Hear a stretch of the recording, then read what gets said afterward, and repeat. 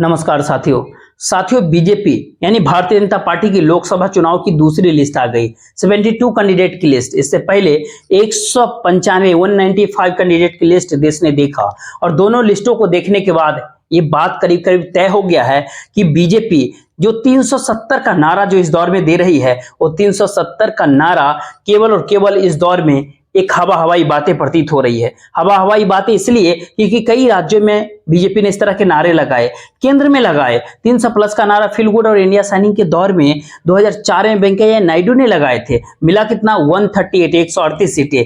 दिल्ली विधानसभा में 62+ यानी 62+ का नारा बीजेपी ने लगाए। मिला कितना? 8 सीटें। बिहार में 2015 के विधानसभा चुनाव में 185+ का नारा भारतीय जनता पार्टी ने दिया। मिला कितना? 53 सीटें। और पश्चिम बंगाल की चुनाव की अगर बात कर ले तो वहां की बात तो पूछिए ही मत। बहुमत से काफी आगे की तमाम वादे उस समय हवा हो गए जब बीजेपी केवल 1/4 सीटों पर यानी 25% सीटों पर आकर के सिमट गई पश्चिम बंगाल में।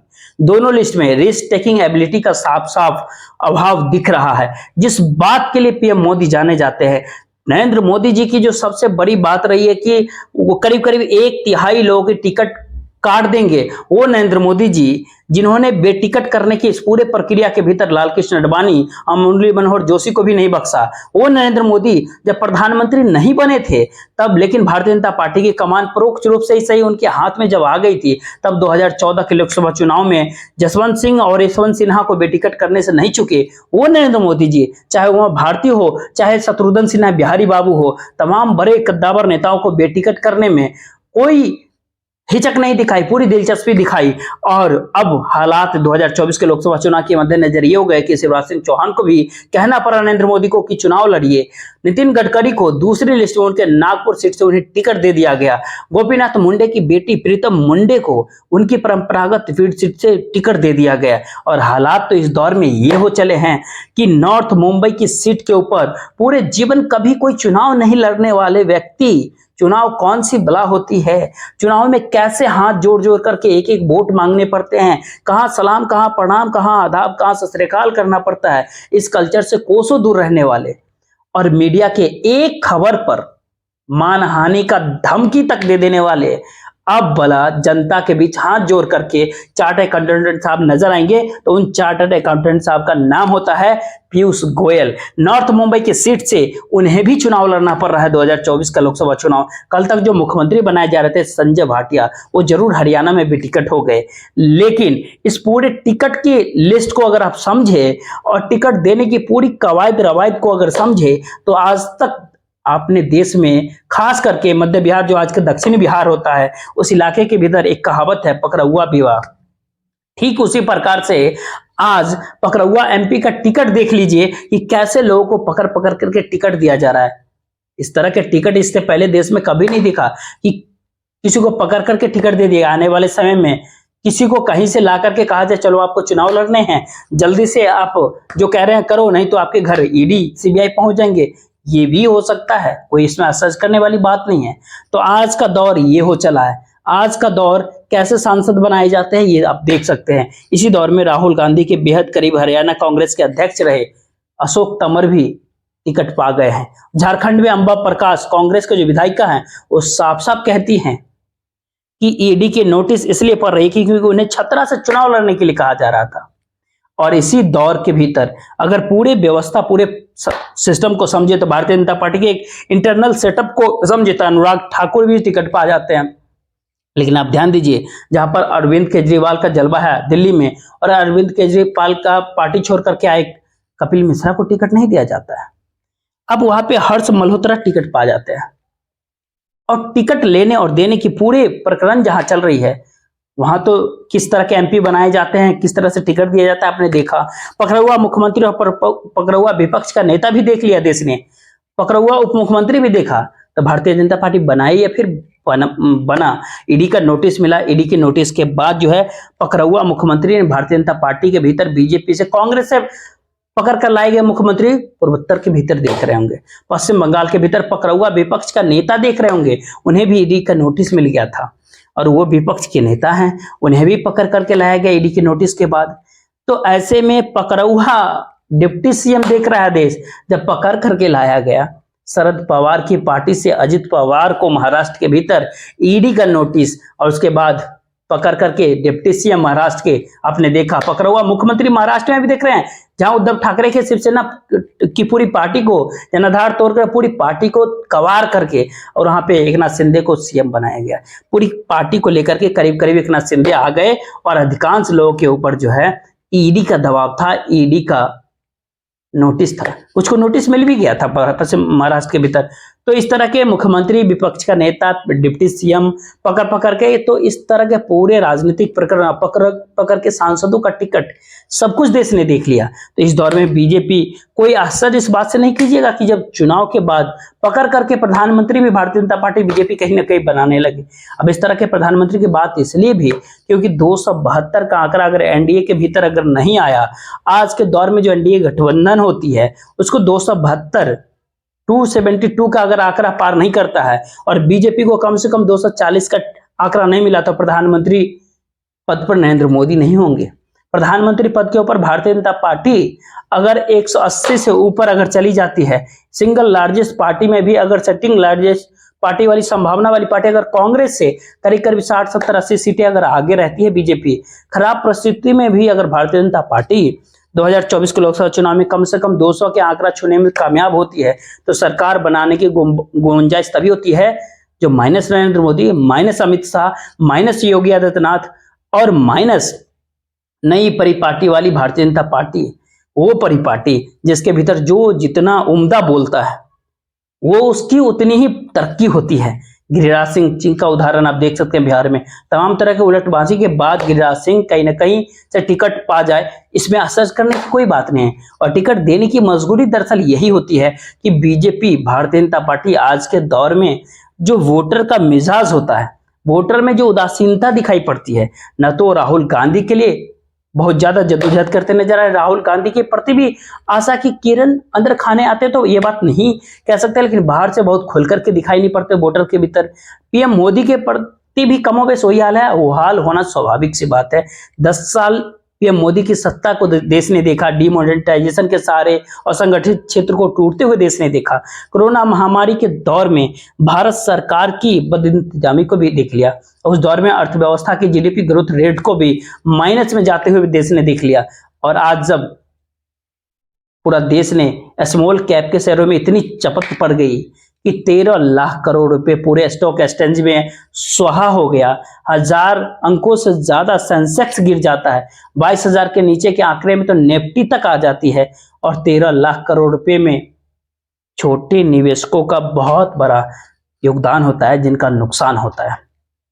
तो इसी दौर में जब शेयर बाजार में निवेश करने वाला व्यक्ति भी जब कंगाली की तरफ जा रहा हो, अग्निवीर योजना की नौकरी मांगने वाला व्यक्ति आज केवल ये बात सोच करके खुश हो जाएगा कि 4 साल में केवल उन्हीं की नौकरी नहीं गई, बल्कि भारतीय जनता पार्टी बीजेपी ने 4 साल मुख्यमंत्री रखने के बाद चुनाव के 1 साल पहले हरियाणा में मनोहर लाल खट्टर को मुख्यमंत्री को चुनावी क्या बना दिया। तो इस हालात में शंभू बॉर्डर के ऊपर प्रदर्शन कर रहा देश का किसान हो या रेलवे एनटीपीसी से लेकर के अलग अलग वैकेंसियों को लेकर के परेशान नौजवान हो, देश का महिला पहलवान हो, और भारतीय जनता पार्टी के टिकटों की अगर लिस्ट देखिए तो महिलाओं के नाम के ऊपर ज्यादातर वही सारे नाम दिखाई पड़ेंगे जो परिवारवाद का राग अलापने वाली भारतीय जनता पार्टी खुद परिवारवाद के शिकार किस तरह से हो जाती है, एक गोपीनाथ मुंडे की बेटी को, प्रीतम मुंडे की टिकट को देख करके अंदाजा लगा सकते हैं।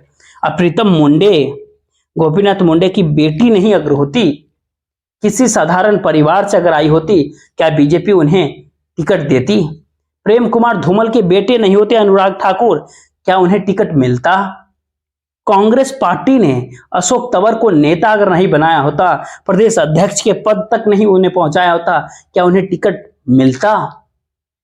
टिकट देने की स्थिति तो ऐसी है बीजेपी के भीतर के कि कहते हैं ना, पकड़ पकड़ के टिकट देने के बावजूद और साथ साथ पुराने लोगों को तमाम इनकम्बेंसी और एंटी इनकम्बेंसी की चर्चा को दरकिनार करते हुए जिस प्रकार से बीजेपी ने 2024 के लोकसभा चुनाव में जोखिम उठाने से परहेज कर रहा है, उससे साफ जाहिर होता है कि सत्ता दरअसल सबसे बड़ा जोखिम देने जा रही है। उस जोखिम के लेने के अलावा कोई रास्ता भी नहीं होता। जोखिम नहीं होता तो बिहार में नीतीश कुमार को इस समय एनडीए गठबंधन के साथ लाने की जरूरत नहीं होती, चिराग पासवान की जिद को मानने की जरूरत नहीं होती, और इंसानी परिस्थितियों के भीतर चौधरी चरण सिंह को भारत रत्न देने की जरूरत तब नहीं होती जब चुनाव देश में सामने हो और उनके पोतों को गठबंधन में लाया गया।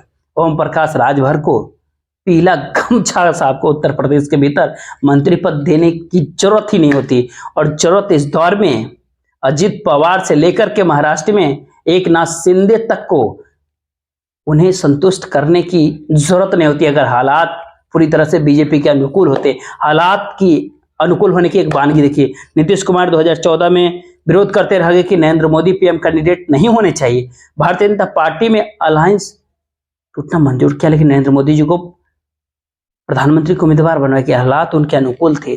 पूरे देश ने नरेंद्र मोदी को तब 2014 में राष्ट्रीय स्तर पर राष्ट्रीय फलक पे देखा नहीं था, केवल और केवल मीडिया के प्रोपेगेंडा जिसमें गुजरात मॉडल की बातें होती थी। लोगों ने उस पर विश्वास किया, भरोसा किया, माहौल अनुकूल था। उस दौर में 2014 के लोकसभा चुनाव में उद्धव ठाकरे की नाराजगी भी भारतीय जनता पार्टी झेल कर चल गई। जितनी सीट लेनी है ले लो, अन्यथा गठबंधन छोड़कर चले जाओगे, कोई दिक्कत नहीं है। लेकिन भारतीय जनता पार्टी ने उस दौर में उन सारे हालातों को अपने पक्ष में, अपने शर्तों पर रख लिया। लेकिन आज के दौर में 2024 के लोकसभा चुनाव के मद्देनजर अगर बात से बात नहीं बने तो ईडी बात बना दे, ईडी से बात ना बने सीबीआई बात बनाए, आईटी बात बनाए, तो कोई और जांच एजेंसी बात बना दे। और कहीं से भी जब बात ना बने तो फिर कोई और चारा नहीं, तब उसके खिलाफ प्रचार कर दिया जाए इंडिया अलायंस को, इंडिया अलायंस और तमाम तरह के दूसरी चीजें। सारे संकेत इस दिशा में इशारा करता है कि बीजेपी आज के दौर में 2014 जिसे चमक बिखेरती हुई नहीं दिख रही है।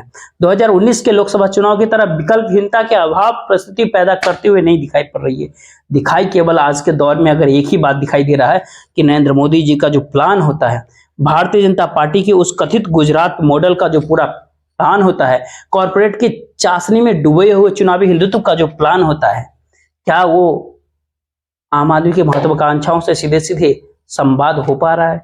आम आदमी की इच्छाओं के साथ भारतीय जनता पार्टी को चुनावी हिंदुत्व का कोई मेल हो रहा है? किसान, नौजवान, महिला और सुरक्षा भारतीय जनता पार्टी से क्या निराशा हाथ लग रही है? और इन सब बातों के दौर में राहुल गांधी भारत जोड़ो नया यात्रा करते हैं तो कांग्रेस के पक्ष में माहौल बनाया या नहीं बना, ये बहस का मुद्दा जरूर हो सकता है। लेकिन कांग्रेस पार्टी 52 की संख्या से काफी आगे लोकसभा चुनाव 2024 में जा रही है। इस बात को भीतर भीतर बीजेपी के लोग भी इस बात को निजी बातों में जरूर स्वीकार करेंगे, क्योंकि किस प्रकार से आने वाले समय में लोकसभा में नेता प्रतिपक्ष की हैसियत रखता है और गठबंधन सरकार के अटल बिहारी वाजपेयी की तरह किस प्रधानमंत्री की तरफ किस तरह से हैसियत देखते हैं, और भारतीय जनता पार्टी के भीतर से अपनी आंखों के सामने ही दूसरे प्रधानमंत्री को शपथ लेते हुए, गठबंधन की मजबूरियों के तहत शपथ लेते हुए और खुद के आडवाणीकरण की प्रक्रिया को खुद के द्वारा उसके स्क्रिप्ट लिखते हुए दिखाई देते हैं। आने वाले लोकसभा चुनाव 2024 में आने तमाम परिस्थितियां दिखाई पड़ रही है। ये परिस्थितियां इसलिए भी इस दौर में दिखाई दे रहा है क्योंकि 1 से 2% की स्विमिंग, यानी इस माहौल के भीतर, इस चुनावी माहौल के भीतर विधानसभा चुनाव के आंकड़ों को अगर देखा जाए, परिस्थितियों को अगर समझा जाए, वोटर्स के मिजाज को अगर परखा जाए, तो ऐसे में इस दौर में साफ दिखाई पड़ता है कि 1 से 2% का वोट का अगर स्विंग हो गया तो कैंडिडेट और सांसदों की तो आप छोड़ ही दीजिए, आने वाले समय में गुजरात लॉबी का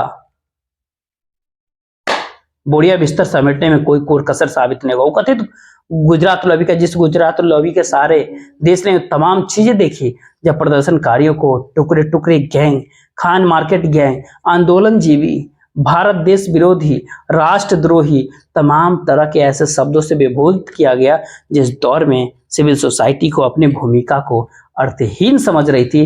लेकिन आज ये चुनाव सिविल सोसाइटी के पुनर्निर्धारण का भारतीय जनता पार्टी बीजेपी को चुनावी रूप से भारतीय जनता पार्टी बीजेपी के कार्यकर्ताओं के भी अस्मिता का चुनाव बनकर के 2024 का लोकसभा चुनाव जब खड़ा हो गया, तो अपने आंखों के सामने जब ये देखते होंगे कि कितना दुख उन्हें समझ होता हुआ कि मेहनत दिन रात खून पसीना बहा करके कार्यकर्ता करे और मंत्री पद की शपथ अश्विनी वैष्णव ले, हर दिन एस जयशंकर साहब ले, मीनाक्षी लेखी ले और कुछ फिल्म वाले लोग, कुछ अश्लील गाने गाने वाले लोग को पहले टिकट दे दिया जाए, फिर बाद में टिकट से वंचित कर दिया जाए, और कुछ तो तीसरी बार भी टिकट पा जाए, किसी दूसरी बार टिकट पा जाए, तो ये हालात जब भारत देश के भीतर बीजेपी के भीतर है तो आप खुद ध्यान दीजिए। देश की जनता है, जनता को सब पता होती है, और जनता जब सब जानती है तो बढ़िया बिस्तर समेटवाना भी जानती है। और आज का बीजेपी का जो दूसरा 72 कैंडिडेट का जो लिस्ट होता है, और वो लिस्ट को अगर समझे, पहले लिस्ट को देखने के बाद तो साफ जाहिर होगा कि एक सबसे बड़ा जो है पक्का सबूत सामने आ जाता है कि भारतीय जनता पार्टी बीजेपी आने वाले समय में सत्ता को लेकर के किस प्रकार से घबराई हुई है, सत्ता के भीतर वापसी को लेकर के किस प्रकार आशंकित होता है। बाकी तो 2-3 दिन के भीतर इलेक्टोरल बॉन्ड्स और उसकी पूरी सच्चाई पूरे देश के सामने 15 मार्च को रखी जाएगी। देखते रहिए, मुझे दीजिए जय हिंद, जय भारत।